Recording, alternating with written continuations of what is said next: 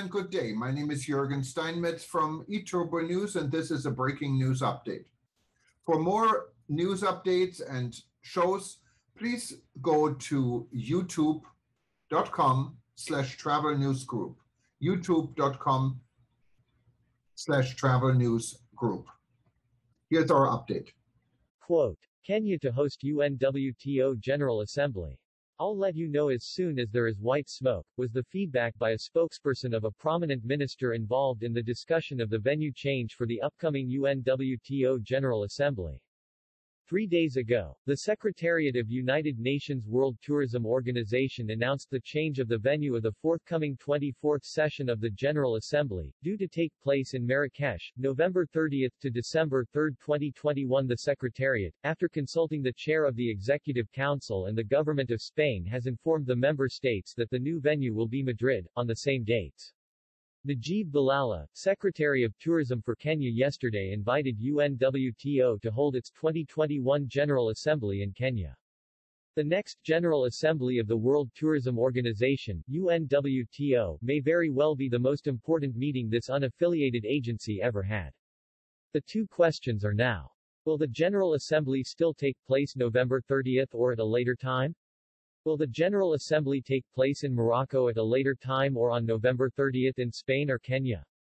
The language used in the Moroccan letter to the UNWTO Secretariat dated October 15 was French. It appears portions of this letter may have been lost in translation. A reading of this Morocco's government communication should question if its logical consequence was really a request for a simple change of venue from Marrakesh to Madrid. Global means global, and the current global COVID-19 situation does not change if one looks at it from Morocco or from Spain's point of view.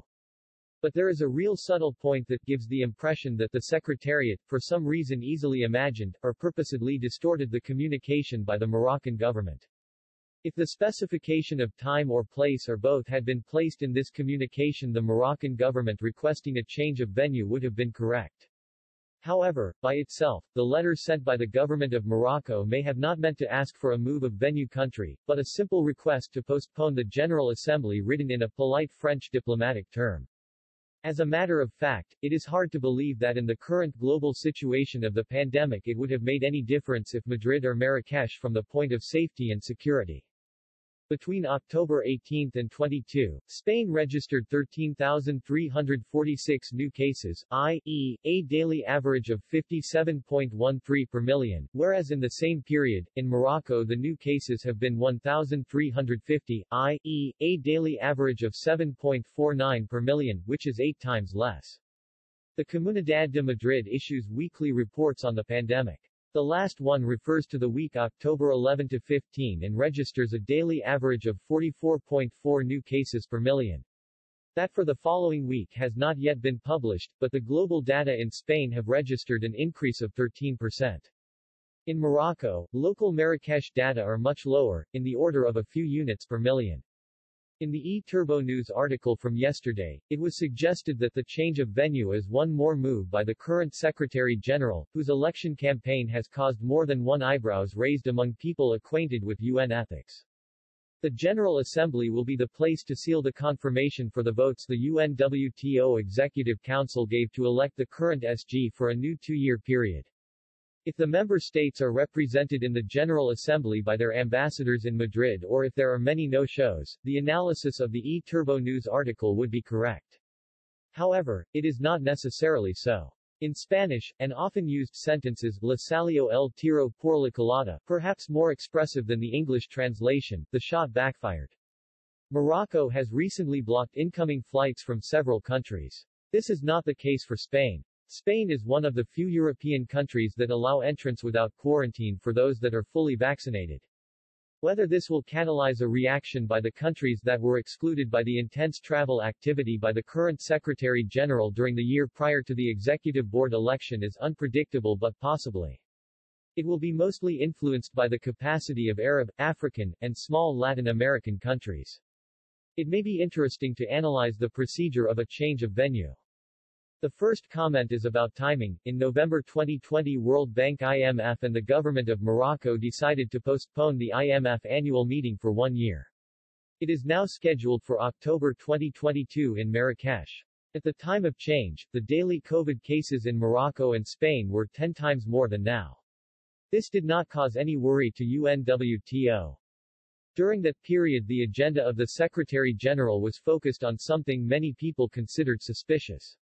The Executive Council met during a severe outbreak of COVID-19 and a weather disaster. Candidates ready to challenge Zarrab had no time to submit paperwork correctly and were caught by surprise. Delegates of the Executive Council that cleared Zarrab for a second term were some embassy representatives but hardly any true candidates, ministers. The second is a technical point. The announcement of the UNWTO Secretariat states that the information of the new venue for the GA is, in line with the authority delegated under the guidelines for the selection of venues for the General Assembly sessions adopted by the General Assembly through Resolution 631 XX. If we refer to the text of the Resolution 631 XX, available on the web, the hypothesis of such a delegation does not exist. Perhaps the Secretariat might have made reference to Article 8.2 of the statutes, even if superseded by Item I.7. The United Nations has to grow stronger, and better avenues for grievances should be established. The criticisms of the WHO, the inability of WTO to respond to the request of India and South Africa that vaccine patents be liberalized during the pandemic, are objective threats. Tourism is one of the main economic resources for many countries, in particular developing countries. Its UN organization deserves management in which decision-making is more understandable and abiding by the rules, not to say transparent. In view of such considerations, it cannot be a surprise that the world welcomes and praise the immediate generous declaration by Kenya to host the General Assembly next month. Kenya has one of the lowest COVID-19 incidents, 1.73 per million in the last 8 days, and hosts two of the most important UN agencies, and, last, but not least, the principle of geographical rotation would be respected. The World Tourism Organization does not belong to the Secretary-General. It's not up to him to accept, reject, or ignore such a request by Kenya. He must follow with the urgency the situation demands the procedure to which the Secretariat stated it adhered in its last week communication, that prescribed by the aforementioned resolution. Therefore, I expect that immediately UNWTO informs Kenya what the conditions are to allow Nairobi to be the host of the next General Assembly.